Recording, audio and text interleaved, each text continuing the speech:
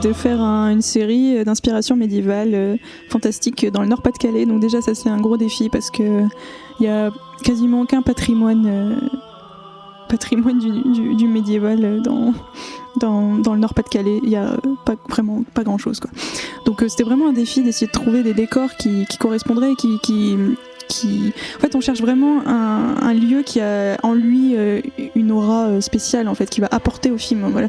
On essaie de trouver des lieux qui eux-mêmes vont proposer des choses quoi. Il faut pas qu'on soit contraint par les décors, contraint dans les axes de caméra, tout ça. On essaie vraiment de trouver des trucs qui eux-mêmes proposent des possibles des possibles quoi.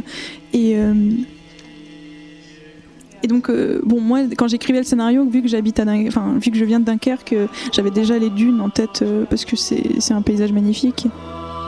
Voilà, je voulais un monastère et là c'est beaucoup plus difficile dans le Nord, un monastère. Soit ils sont encore en activité, soit ils sont soit ils sont entourés de voitures, soit ils sont complètement détruits, il reste 3 murs. Et d'un coup, on tombe sur internet, voilà, on cherche et tout, et puis on tombe sur la Chartreuse de Neuville sous Montreuil, qu'on connaissait pas du tout, et donc avec mon père on est allé visiter la Chartreuse, mais en tant que simple visiteur, en tant que touriste, vraiment.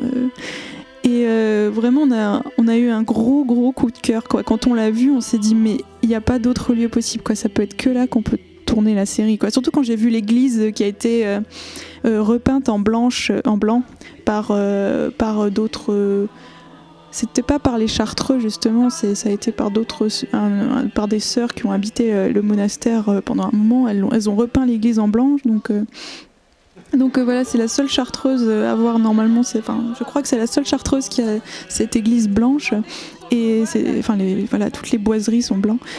Et je me suis dit, mais c'est magnifique, quoi. En plus, c'est assorti au costume des. C'est assorti au costume des moniales. Alors je me suis dit, ouais, c'est trop bien. Mais voilà, on se disait, mais on va jamais avoir l'autorisation du tournage et tout. Mais on a quand même envoyé un mail et on est tombé sur des gens hyper gentils. Franchement, on se disait, on n'aura jamais ce lieu. Et en fait, ça s'est très bien passé. Voilà, on a rencontré Patrick, qui est le responsable de ce centre culturel de rencontre, ce qui est en train de devenir la Chartreuse de Neuville sous Montreuil. C'est-à-dire tous les enjeux d'une programmation artistique, culturelle, d'échanges, de conférences, voilà. Donc il y a tout un enjeu dans ce bâtiment qui est quand même incroyable, une des plus grandes chartreuses en gros sur pied et pas en ruine de France. Donc la Chartreuse, j'invite tout le monde à aller la voir. Hein. Il faut aller voir ce lieu, il est incroyable parce que comme il est... en fait, la Chartreuse est très très ancienne dans son origine, mais elle a été en grande partie démolie à travers les différents événements historiques. Et donc c'est un élève de l'architecte Viollet-le-Duc au fin du 19e qui relève à l'identique la Chartreuse telle qu'elle était en tous les cas vers le 15e, 14e, 15e, 16e siècle.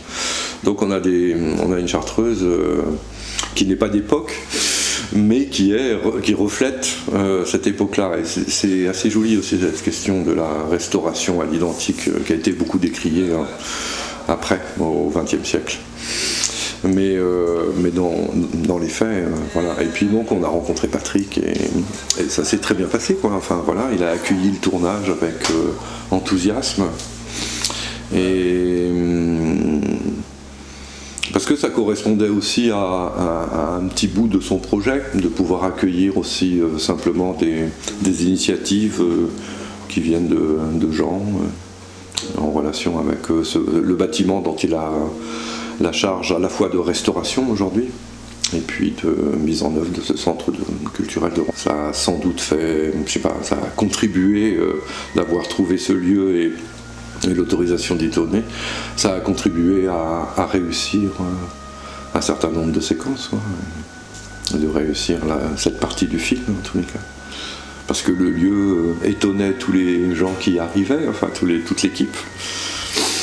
Et que voilà, tout était là, quoi. Il n'y avait qu'à s'en saisir.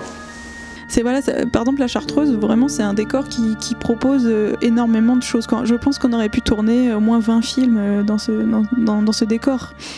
Et donc, chaque mur, on se disait, mais on pourrait tourner cette scène-là, mais en fait, non, il y a cet endroit-là aussi qui est génial.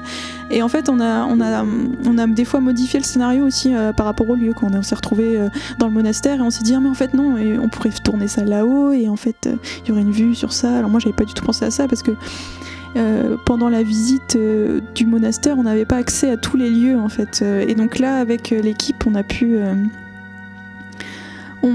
changer les plans que j'avais en tête sur le moment du tournage parce que la Chartreuse propose tellement de choses. C'est immense quoi comme lieu. Donc, je crois que c'est la dernière image de la série qu'on a tournée ce jour-là. Donc on est allé dans un champ. Et donc il faisait super beau, c'était parfait, il n'y avait pas de nuages. On va dans un champ, il n'y a pas de fermier à l'horizon. On se dit super, on va pouvoir tourner. Pas de soucis, il y avait juste un ballot de paille dans un coin. On s'est dit super, comme ça on va pouvoir poser le matos, pas de soucis, on n'aura pas de boue sur les caméras, sur les fringues, sur les pulls des acteurs, sur tout. Donc on pose tout, on met Razal loin pour la faire courir. Donc on commence à tourner la scène, tout se passe bien, on est content.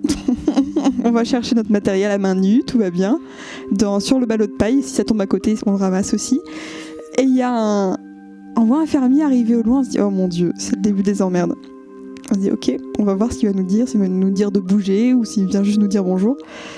Et en fait le gars il vient nous voir, il fait bonjour, vous savez que au pied du ballot de paille il y a un piège à renard. Et en fait il y avait un piège à renard genre rouillé, dégueu avec des dents à l'endroit où on avait posé nos affaires. Donc ça c'était un peu après coup, un peu chaud. On est content de ne pas avoir perdu de main ou de pied, parce qu'en vrai, vu la taille du truc, c'était possible. Mais le fermier était hyper conciliant, il nous a juste prévenu de ça, et puis il s'est intéressé au projet, donc après coup, plus de peur que de mal, et chouette quoi. Je pense que ma scène préférée, et aussi pendant le tournage, même si j'ai pas tourné dedans, mais c'est la scène où une moniale se met à crier d'un coup et saute sur le moine pendant la prière collective. Je trouve que c'est un moment très fort et très... Il me semble que ça se passe vers le début et que c'est, je pense, le premier moment vraiment happant et où on se dit ah ouais, quand même... Il se passe quelque chose quoi. Mais du coup oui j'ai vécu aussi ce cri et ce mouvement comme ça vers l'avant, cet élan d'agressivité. J'étais juste à côté quoi, j'étais tout près. C'était glaçant. Tu m'as demandé si je pouvais être la moniale qui décède en fait. Qui décède. Et puis qui a une crise. Je savais pas du tout comment l'aborder au départ. Je pense que j'ai pas voulu y réfléchir.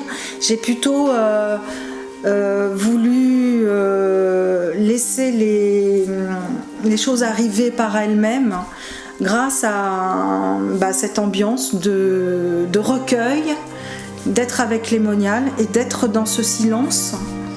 Bon voilà, ça a aidé. Moi je pense que l'espace, la Chartreuse, voilà, c'était là en fait. Il y avait juste à faire, juste à être, voilà.